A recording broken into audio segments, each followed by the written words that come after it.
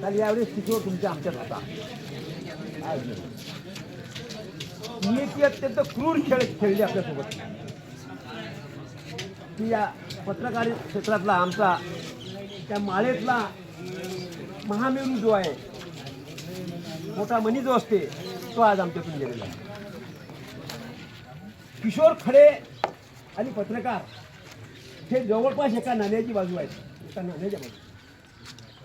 विश्वासच बसत नव्हता काल जेव्हा समजलं शब्दात, पण जेव्हा प्रत्यक्ष त्याची ते फोटो पाहिले तेव्हा सगळं आसन गेलं. आणि करडा पत्रकार, एक जागृत पत्रकार, की त्याच्या कित्येक बातम्या विधानसभेमध्ये यशस्वी झाल्या. कृष्णराव इंगळे आमदार असल्यापासून तर संजय कुटेंच्या आमदारकीपर्यंतचं जे बातमीपत्र त्यांचं आहे ते प्रत्येक वेळेस लक्षवेधी असायचं. आणि हा लक्षवेधी असणारा पत्रकार आमच्यातून गेला ही फार मोठी पोकळी आमच्या क्षेत्राला गेलेली आहे, एवढंच बोलतो. आणि माझ्या संपूर्ण भावना किशोर, त्याची पत्नी मुलांच्यासाठी व्यक्त करतो आणि सांगतो. यानंतर मी आमंत्रित करतो संगीतरावजी भोंगड साहेब यांनी आपलं मनोगत 2 मिनिटांमध्ये या ठिकाणी व्यक्त होऊन गेले. हा मनाला खरा वेदनादायक निरोप होता. ते गेले हे पटत सुद्धा नव्हतं, परंतु निधीच्या मनात काय सांगता येत नाही. त्यांच्या जाण्याने खरंच त्यांची जे पत्रकारिता होती ती आदिवासींचा आवाज होती, ती वंचितांचा आवाज होती. त्यांची पत्रकारिता हे उपेक्षेचा आवाज होती. आणि त्यांची शोधपत्रिका जर आपण पाहिला, परवानगी सांगितलं की या तालुक्यातले असतील, जिल्ह्यातले असतील काही प्रमुख प्रश्न असतील की ज्याच्यामुळे खरंच समाजाचा खूप विपरीत परिणाम होत असेल, त्याला वाचा फोडण्याचं काम किशोरपूरच्या माध्यमातून झालं. आज असं उमदं नेतृत्व तुमच्या आमचं निघून गेलं ही पोकळी कधी भरून न निघणारी आहे. मी आज सर्व त्यांचे नातेवाईक, त्यांचे आप्तेष्ट, त्यांचे मित्रपरिवार, पत्रकारितेतील सर्व मंडळी यांच्या सर्वांच्या वतीनं मी त्यांना भावपूर्ण श्रद्धांजली अर्पण करतो आणि ईश्वराची प्रार्थना करतो की त्यांच्या शरीरात आत्म्यात शांती लाभो आणि त्यांच्या परिवारात या दुःख पेलण्याची ताकद देऊ. आणि ते माझं दुःख शब्द संपवितो. हो.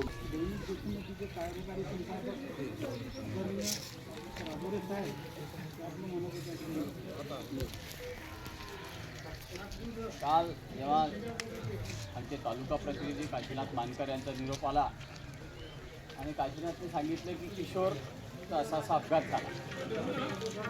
एका क्षणात पहिले असं वाटलं की आपले किशोरले झापा लागते. ते नेहमी गाडी म्हणजे फार वेगात चालवतो आणि ऐकत नाही. तर म्हटलं किती लागलं, काय लागलं? म्हणजे साहेब गंभीर आहे, आणखी थोडासा तीव्रता वाढली. म्हणजे मी तुम्हाला व्हिडिओ टाकलेला आहे, व्हिडिओ अगोदर पहा मग मी बोलतो. ते सर्व असं सस्पेंड वाटत होतं. जेव्हा ते व्हिडिओ पाहिला तर असं वाटत होतं की शेवटची घटका इथंच मोजत आहे. परंतु मी परत माहिती घेतली, हर्षलशी बोललो, तिथपर्यंत पोहोचेपर्यंत होते. तिथं सकाळचे आमचे मित्रपत्रकार योगेश सरपट यांना उपस्थित केलेलं होतं, भाऊ तिथं पोहोचलेले होते सर्व.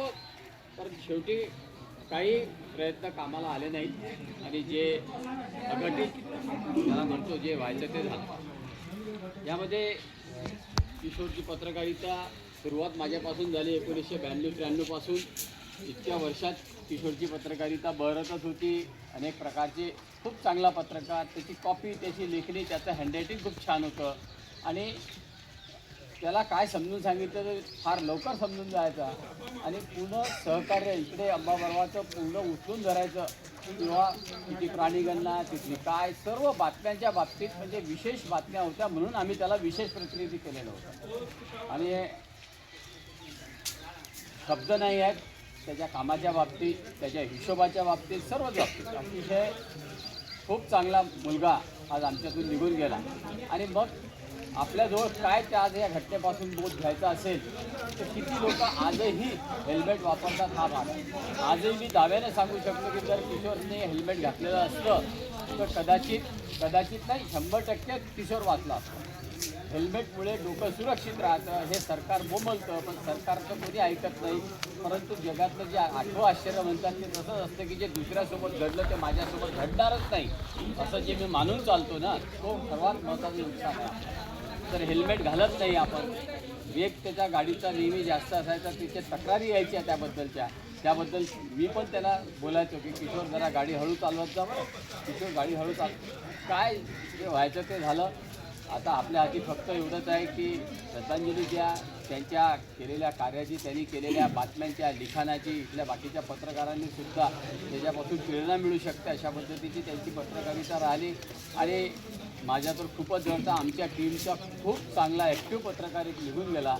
देशोन्नती परिवाराच्या वतीने माननीय प्रकाश मोरे यांनी संवेदना व्यक्त केल्या आहेत. त्यांनी सांगितलं की माझी पण श्रद्धांजली त्या ठिकाणी अर्पण करतील.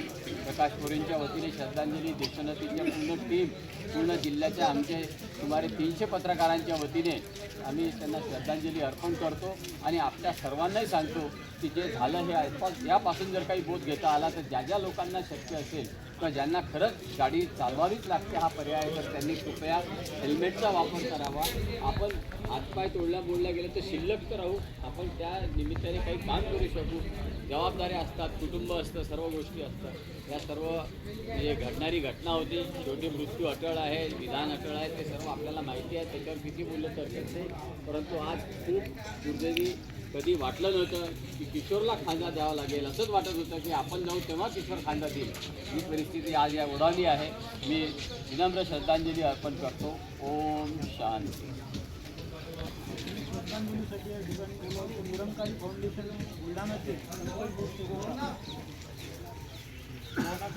जीवन तुझे पाहुणा जन्म मिळाला मरण्यासाठी कर्तव्याला करण्यासाठी काल अशा प्रकारचे नाव संध्याकाळी घटना घडली आणि त्याचा हा खेळ आपण या ठिकाणी प्रश्न निर्माण करू शकतो. आणि त्याचप्रमाणे कशा प्रकारे गव्हर्नन्स आपण ठेवायला पाहिजे हे आता आदरणीय देशोन्नतीचे राजेंद्र मोदी यांनी आपल्याला सर्वांना सांगितलेलं आहे. पण शेवटी ह्या घटना अशा घडतात आणि ज्यावेळेस ही घटना घडली आम्हाला त्यावेळेस कम बसत नाही.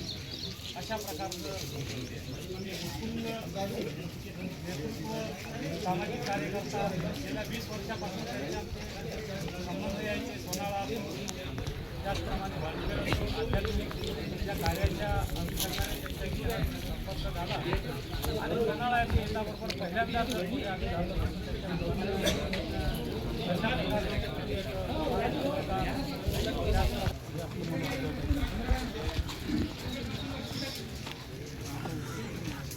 काल संध्याकाळी किशोरभाऊ खळे यांच्या दुःखद निधनाची वार्ता जशी कानावर पडली, विश्वास बसत नव्हता की असं काही घडू शकते. परंतु ते सत्य आहे, ते स्वीकारावं लागेल. आज किशोरभाऊच्या आपल्यामधून निघून जाण्याने तालुक्यामध्ये एक मोठी पोकळी निर्माण झाली. एक चांगला पत्रकार, एक सुसंस्कृत आणि एक हितभाषी पत्रकार यांना आपण मुकलो. त्यांची लेखणीची धार आणि त्यांच्या बातम्या ह्या प्रकर्षाने मी त्यांच्या आवर्जून बघत होतो आणि त्यांच्या बातम्याची नेहमी दखल घेतल्या जाते असं त्यांचं लिखाण होतं. आज राजूर साहेबांनी त्यांच्या संवेदना व्यक्त करताना सांगितलं की यापासून आपण काय बोध घेतला पाहिजे. त्यासोबतच एक आणखी आपण आपल्या समाजमनाला आपण हे विचारलं पाहिजे की त्या ठिकाणी तो व्हिडिओ बनत असताना लोक अक्षरशः पाहत होते पण कोणी त्यांना त्या गोष्टीसाठी काही मदत केली नाही. ह्या गोष्टी पण आपण त्याच्यापासून घेण्यासारख्याची जर असं जर कोणी काही करत असेल तर त्यासाठी आपण पुढारीने समोर आलं पाहिजे. काही आता घाबरण्यासारखे जे विचार राहिले नाहीत. पोलीसच्या केसेस काही त्या बाबतीत होत नाही साहेब, पण स्वतः पुढाकार घेऊन त्यासाठी आपण प्रयत्न केले पाहिजे आणि लोकांना त्यासाठी जागृत केलं पाहिजे. आज किशोरभाऊच्या एकाकी निघून जाण्यामुळे संपूर्ण परिसरामध्ये आज शोककळा पसरली. सोबतच त्यांच्या परिवारावर जो दुःखाचा डोंगर कोसळला त्यातून ईश्वर त्यांना सावरण्याची शक्ती देऊ. मी ईश्वर त्यांनी प्रार्थना करतो की किशोरभाऊंच्या आत्म्याला शांती लाभो. मी माझ्या दिव्य परिवाराच्या वतीने तसेच केंद्रीय मंत्री प्रतापरावजी जाधव साहेब यांची सुद्धा आपल्या इथं संवेदना आलेल्या आहेत. त्यांनी सांगितलं माझी पण श्रद्धांजली त्या ठिकाणी घेऊन देखील मी कदाचित येऊ शकलो तर त्यांच्या पण तिथं आज अजय भाऊ उमाळकर यांचे दुःखद निधन झाले त्यामुळे ते नाही बोलू शकले.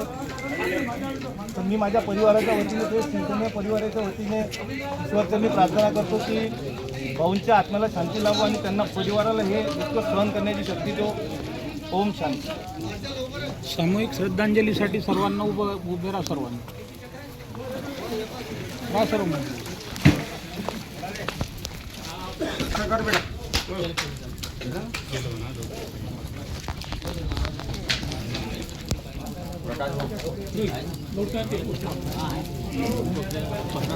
प्रकाश भाऊ नाही